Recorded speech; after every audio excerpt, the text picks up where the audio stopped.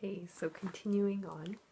So, as I was saying, Spirit gave me a push that morning, and I woke up really early in the morning. I'm not usually an early riser, and something got me up at like before 6 in the morning. And I ended up just getting myself ready, getting my son ready for school. And on my way out the door, something told me to grab my set that I use for smudging. So I use sweetgrass and I use sage for blessing, clearing energies if you don't do that yourselves. I'm a quarter native, so I've grown up with that myself. So I leave, I drop my son at school, and I start making, the half-hour drive to the city center. And my 3D self is freaking out. Like, what the hell are you doing? Why are you going to go show up at his place? So, as I'd said, I had the key. He had told me he's going to leave me alone. He's sorry. But something told me, go to him now. Go there now. It was a push. I did not want to do it. Myself, my fears, everything would have held me back from doing something like that. I thought, what are you doing? He's gonna get so mad at you. You're taking advantage of the fact you have his key. He was kind enough to let you use his apartment, and now you're just gonna trespass into his home, and this isn't right. He's rejecting you. He's gonna reject you again. It's going, giving me, my ego's telling me over and over, and it's like my 5D, my higher self, it's connecting, and it's like, go, right now, go. It's pushing me. So I just keep driving. Got my stuff for smudging in my bag. I'm like just driving. So I get down there and I get up to his building, and I did try to call him to warn him. At some point I thought, this is weird. I think I better call him. But he didn't pick up my call. So I go to his door and I knock and there's no answer, and I just unlock, and I was so scared. Like, what am I going to walk into? So I walk in there and the TV's on, and I'm looking around, but he's nowhere to be found. And I thought, oh my gosh, weird. I wonder if he just went to bring his little puppy out for a walk or something like that. Something told me just hang out. Maybe he'll come there soon. So I sat for a couple minutes, and then I remember I was like, oh, get out your smudging stuff. You need to smudge his home. So I start smudging in his place. Just something told me you need to clear the negative energy from here. So I sat there at his counter and I waited a bit, and I just thought, I'll wait a little bit longer. If not, I'll leave, but at least I, smudged his space for him. That's a good thing. He ends up, I could hear the key in the door, and he comes in.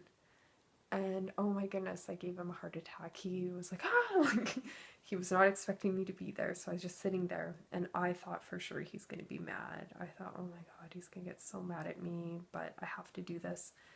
And he was freaked out, but then he just stopped and smiled. And oh my God, you guys, if I could describe to you, like, he just looked so relieved to see me there. He really did.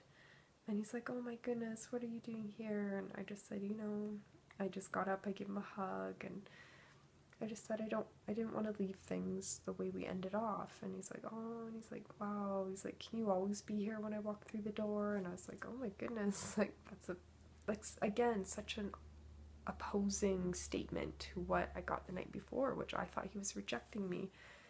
So we sat down on the couch and we just had this talk, and at this point, I had already known about twin flames, and I didn't want to tell him. I thought he's going to think I'm a weirdo. I think at that time I didn't even fully trust what I was hearing about anyways, but I was just telling him, I feel like we have this connection, and, I try to move on from you, and something keeps drawing me back to you, and this and that, and we end up talking a lot.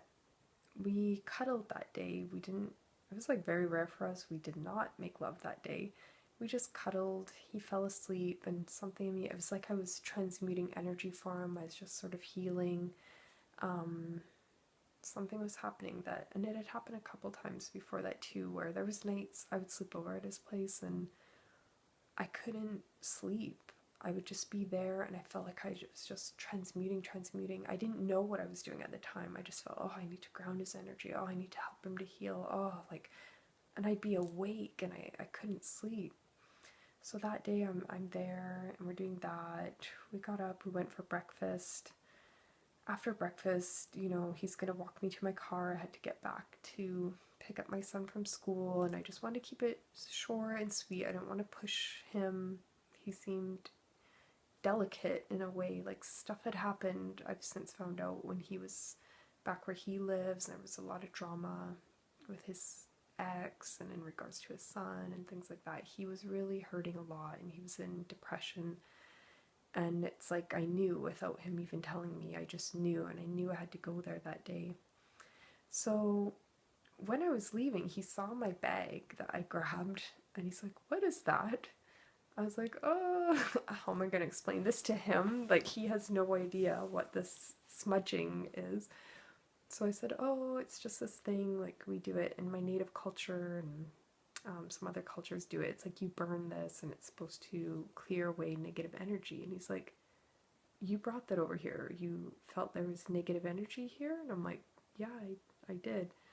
And he was just like, wow, okay, you were going to do that? Like, even if I would have, what did he say? Like, something like, even if I just would have not come back home, you would have still just done that and left? And I was like, yeah, I would have.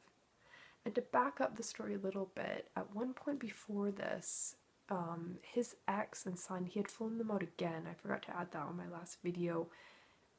After his mom, or when his mom was still there, at one point, his ex and son also came out, and apparently they were fighting like crazy, but yet he just missed his son so bad, and they were fighting like cats and dogs. So I didn't know at the time they had been fighting a lot in the house, but it's like I knew there was this residual negative energy that needed to be cleared there. So we're getting ready to leave, and I said, you know, I pulled him aside. I'm like, you know, I really want to talk to you. Like, what's going on? I don't know. Maybe it was wrong of me to expect you to say happy birthday to me. I don't know what we are. I don't know what this is. All I knew is I was upset and hurt. And he just looked at me, and the craziest thing is that he said to me, he's like, Talisha, he's like, I think before I can give you anything, he's like, I need to learn to love myself. And man, that sticks with me to this day, because since I've learned more about twin flames, like, that's the whole point of it, isn't it? So it's like his soul knows, and his soul knew what to tell me at the time. And I was like, okay. I went home, and I was just feeling that he was so down, and I had written a list. I told you guys in my notepad, I write all these drafts and draft letters, or just feelings and thoughts. And at one point I had written a list, and it was just things I love about him, you know? So I got home, and again, I was so scared. I felt too vulnerable to share that with him, but something was pushing me, like, Talisha, you need to share that list with him. And I ended up sending it.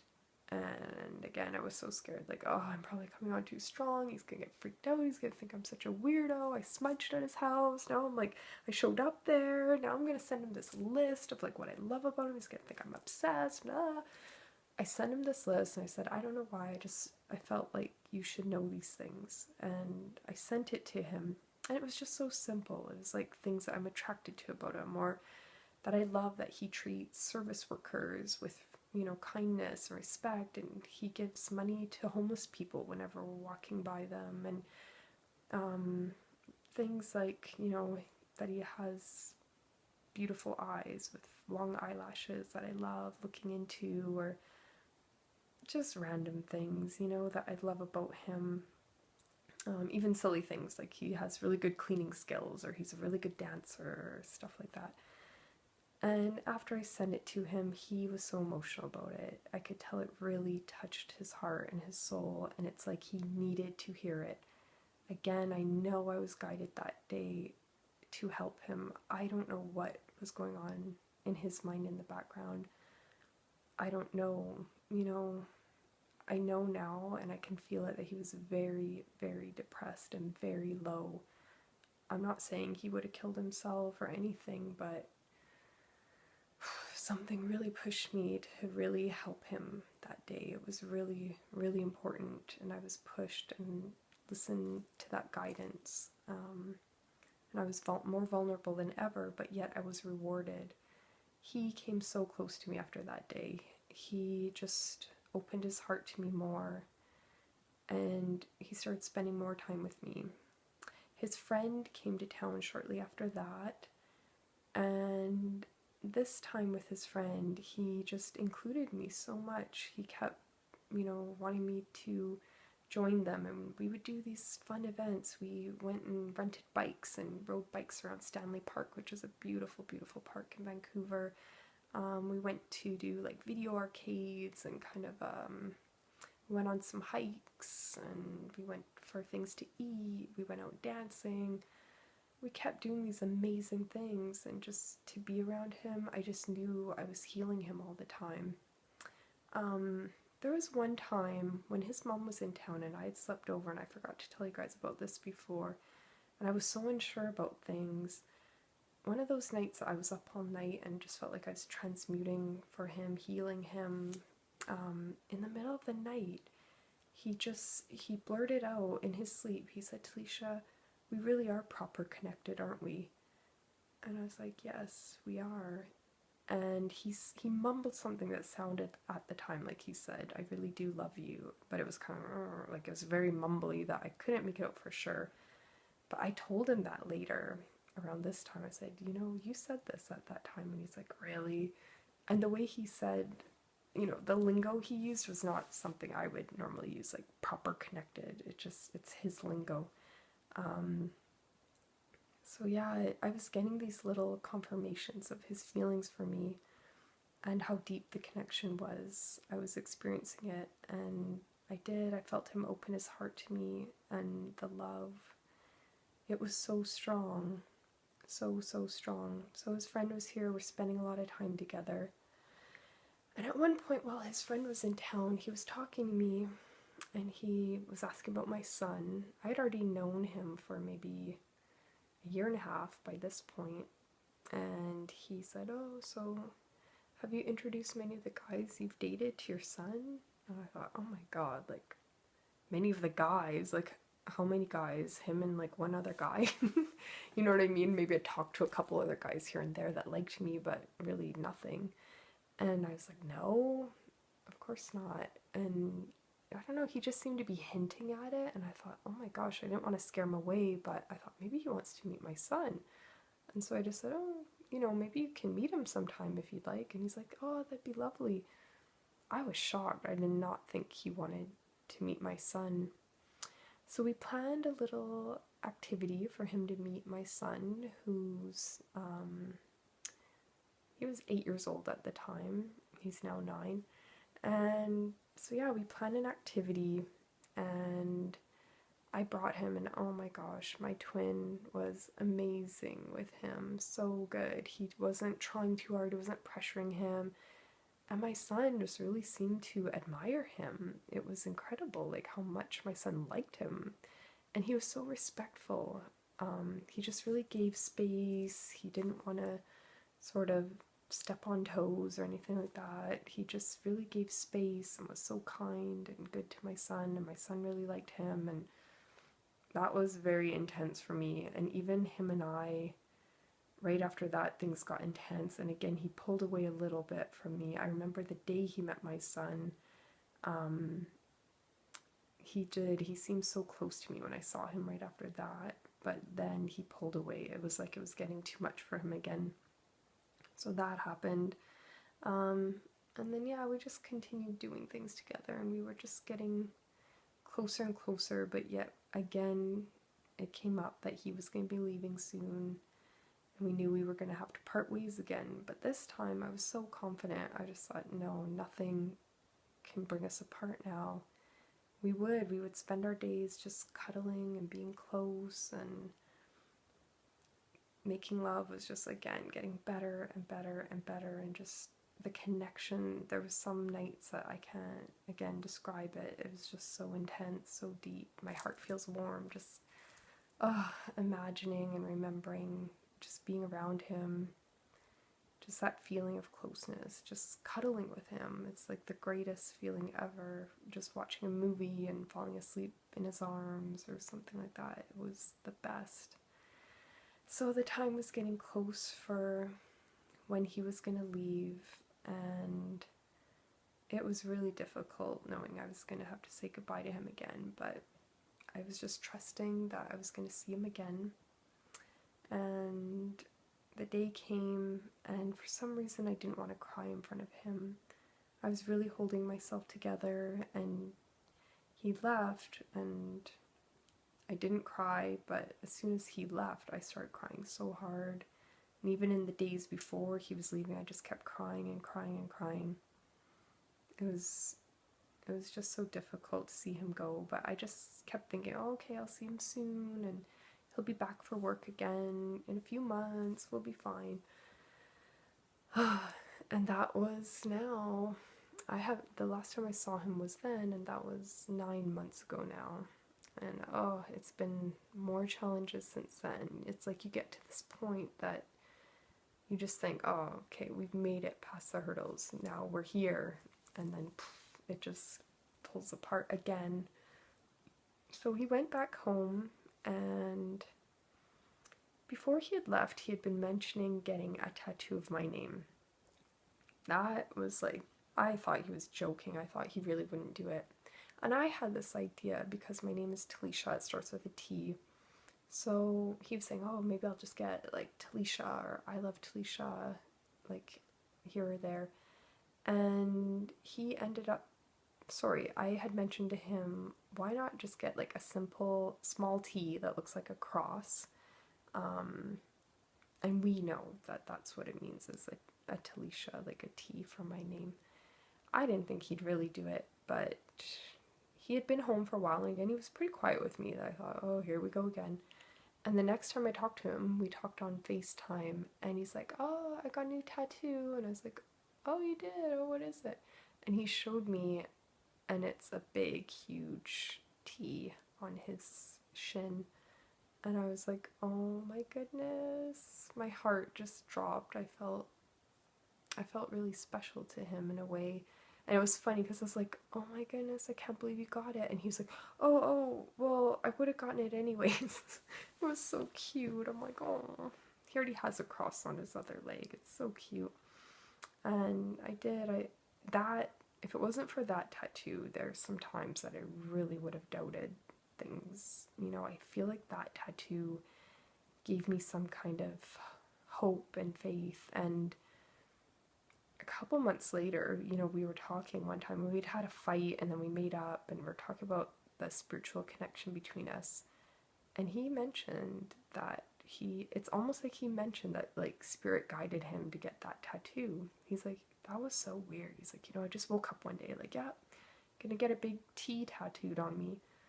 And it's like he was in disbelief that he really did it too. But that tattoo has really kept me going. So there's a lot to tell you guys about since then, but I'll tell you in general, it's been a ton of healing. I know the separation was meant to be. I went so deep into my healing, and we've had some huge, huge fights. The ego acts up. We separate, we stop speaking for a long time, then we come back together. I started going on my path towards like ayahuasca, and I did a lot of healing, you know, work with a shaman. I've been doing Reiki treatments. I've gone into healing work on other people. Everything's changed. He, on the other hand, went on a trip. He went to India, and it felt like he was spiritually awakening there. It was incredible. Again, he had been going through some dark times. But in the end, you know, he went to India, and he was so close with me, and he wrote me some poems that blew me away. You know, just how open he was and how much he spoke about his feelings. And really his poems expose that he's describing that he feels like I'm this beam of light energy, and he's this darkness, and he's gonna kind of spread his darkness onto me, and he doesn't want that. Or in another sort of little, not a poem, but a little thing he wrote to me. He said, you know, it's like I'm a volcano and I pour this heat, this hot lava, and I come down to his level and I'll cool to accommodate and I'll sacrifice to be around him. He also said in his poem that without, you know, he something about that without my love, he might not be here at all. And that really hit me, and I thought back to that time when I showed up at his place. And again, I've never asked him, I don't want to confirm that he had any thoughts of doing anything bad, but you know, he was able to finally expose himself to me in ways during our healing as well. And he'll go from, you know, confession, really professing his love, to then pulling away. And the whole time I've been studying twin flames, getting deeper and deeper into my spirituality and sharing with him what I felt guided to share with him along the way. Finally, just recently, maybe, well, no, a couple months ago, I finally came right out and told him about twin flames. I sent him information.